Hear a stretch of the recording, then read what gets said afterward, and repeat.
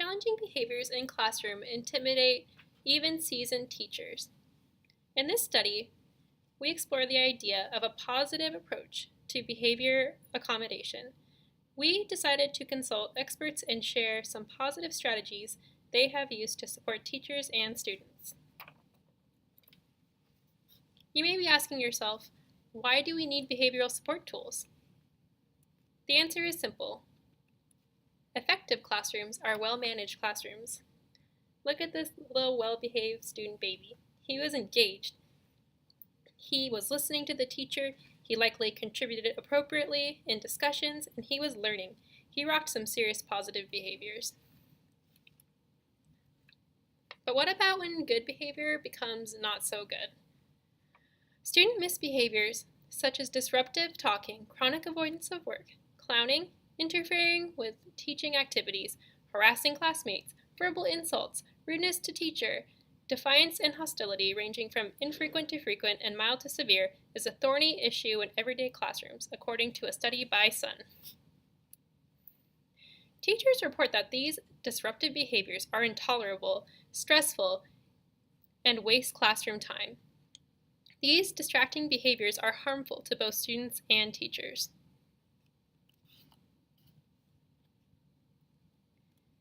You may be asking yourself, what works? A punitive or a positive approach? The answer is positive. Research shows that punishment, e.g., verbal reprimands, timeouts, restitution, referrals, and suspensions, is not effective at changing behaviors. A more positive approach to improving student behavior has been developed by researchers and practitioners over the past 30 years in the form of multi-tiered, proactive, and instructional supports, generically called positive behavior supports. So you may be asking, what supports are in place for us?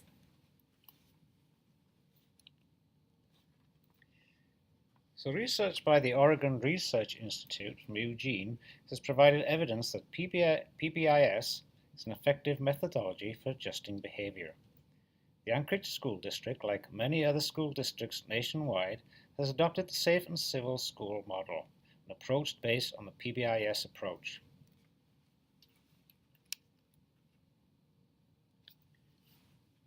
How do safe and civil schools work? There is a school-wide targeted and individual focus. Students are classified into tier systems.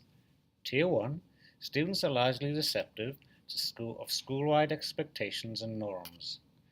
Tier 2, students experience more difficulty following the norms and more targeted and specialized intervention strategies are put in place for them.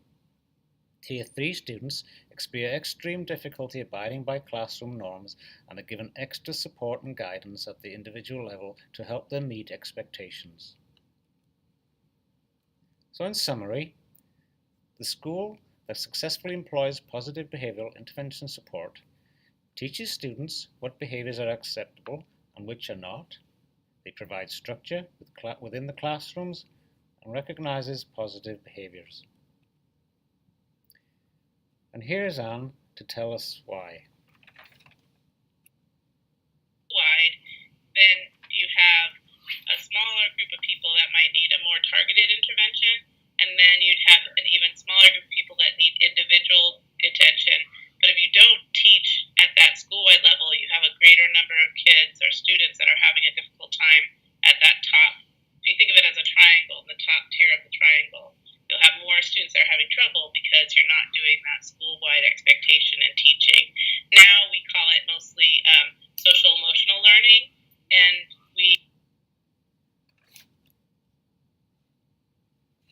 You may be curious, how do you put PBIS into action? Anne expressed to us 3 key aspects of PBIS, and she elaborates on them in a series of 3 videos. The first is expression of positive praise.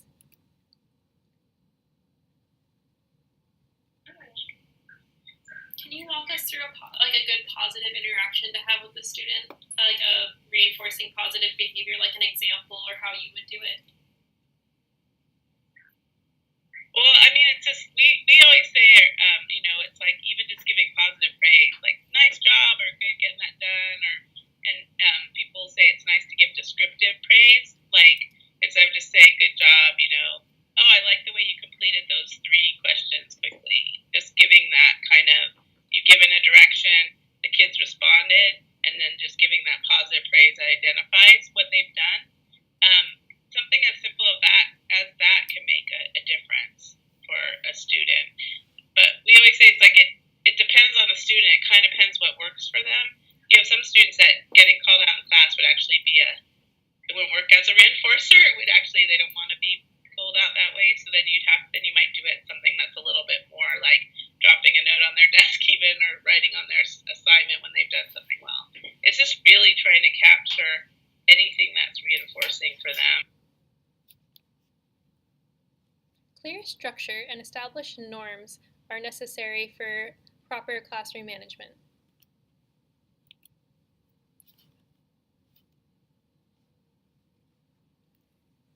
I know that structure doesn't always seem to be evident, especially middle school. You're talking middle school, right? Those kids are coming right out of, a lot of those kids are coming right out of being in a single one classroom and just going to specials into going from classroom to classroom. And that's a huge change. And so I just think the classrooms that do the best, the expectations are really clear. One of the things we talk about is having, you just have 3 to 5 guidelines in your classroom that everyone knows about and understands. So if you say be respectful, what does that look like for that classroom? And sometimes even the kids can participate in defining what it is. Lastly, flexible intervention strategies and reinforcement of positive behaviors and the understanding of behavior functions make PBIS work. But yeah, it's like that it's focusing on the positive, and it's like you said, you're focusing on what behavior you want them to increase, as opposed to we're about doing a lot to get them to decrease a certain behavior. That's a lot harder. We kind of sometimes we say we want to crowd it out. We want to crowd out the bad behavior with really good. If you have a whole classroom that's off-base, then it could be that you just have a tough class, right? It doesn't mean that your classroom is not good. But then you might say, oh, I need a higher level of reinforcement for this class. I need a higher level of structure.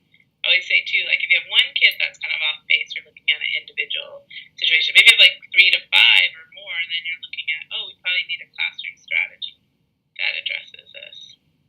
And so it works. And then you just keep tweaking it based on that kind of what's working, what's not working idea. We always say just by definition of a behavior is occurring or it's increasing, it's being reinforced.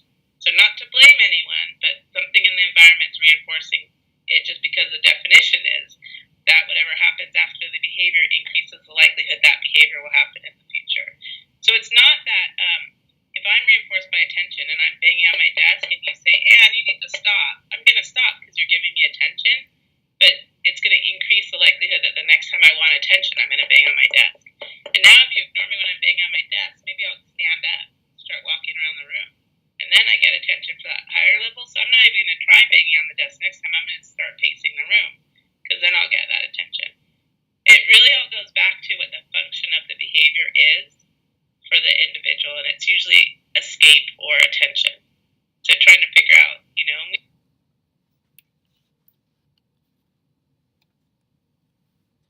We would like to share with you a success story and the key takeaways from our PBIS presentation.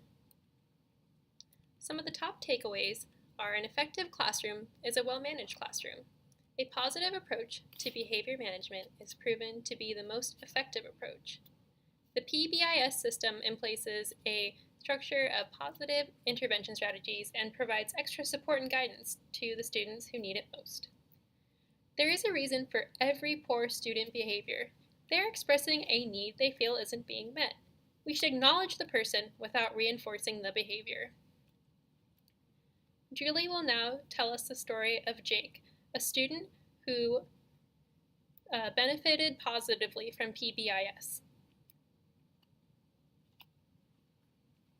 So Jake was at an elementary school in one of our Anchorage school districts, and he is a child that experiences autism, but his overriding need was that of behavioral. He needed immediately for you to understand what he was trying to say.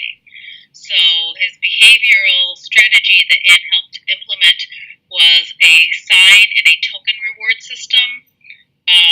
I'm sorry, I shouldn't say token reward system, but a token system that says, I hear you, I will listen to you, but right now I'm busy with teaching, you hold this. And that means that we will remember. So you sit there and hold this, and as soon as I get a break, I'll come over and I'll grab it, and you can tell me what you wanted to tell me.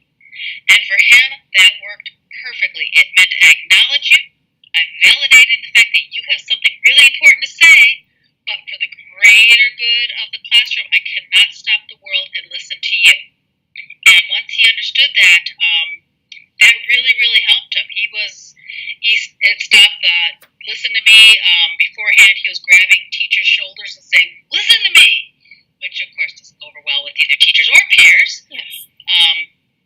But we were able to do that little acknowledgement, and we've actually faded that out at this point, where it's a hand signal. I look at my eyes and I point to him, that means I gotcha, and I will remember, and he just goes thumbs up, and he waits, and he knows that as soon as I can, I'll be there and listen to him. Thank you for listening, and thank you to our experts. Anne is a behavioral specialist in the Anchorage School District, and Julie is a distinguished special ed teacher.